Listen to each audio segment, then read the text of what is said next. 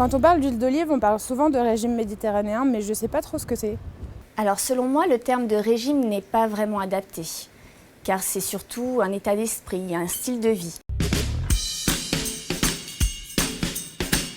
En fait, il faudrait plutôt parler d'art de vivre méditerranéen. Alors on entend souvent parler du régime méditerranéen, mais moi j'aimerais bien savoir quels sont ses bienfaits. Des scientifiques ont constaté dans les années 60 que les habitants de certaines régions, en Grèce, en Crète ou en Italie du Sud, présentaient une espérance de vie supérieure à la moyenne, avec des taux de cancer et de maladies cardiovasculaires faibles. Cette longévité était le résultat d'un certain mode de vie et surtout d'une alimentation particulière. On la retrouve aussi dans d'autres pays méditerranéens, dont un des points communs est la culture de l'olive. Est-ce que c'est difficile de suivre un régime méditerranéen? En fait, non. Les bases de l'alimentation méditerranéenne sont assez simples.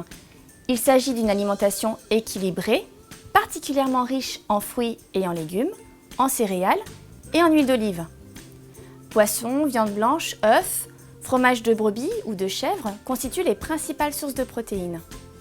Quant aux matières grasses d'origine animale, comme le beurre, les viandes grasses ou les produits laitiers riches en acides gras saturés, ils ne sont que très peu consommés. C'est une alimentation très colorée, signe de sa richesse et de sa diversité en vitamines et en antioxydants. Comme ta recette, Eric. Absolument. Ce midi, écoute, nous allons partager une tartine végétale. Grosse tranche de pommes de terre rissolée dans une bonne huile d'olive et surmontée d'un patchwork de poivrons rouges, poivrons jaunes, courgettes grillées, champignons rissolés, oignons nouveaux, ail frit, et avec une petite pointe de fleur de thym, et en finale, fleur de sel et une petite rasade d'huile d'olive accrue pour accentuer les arômes.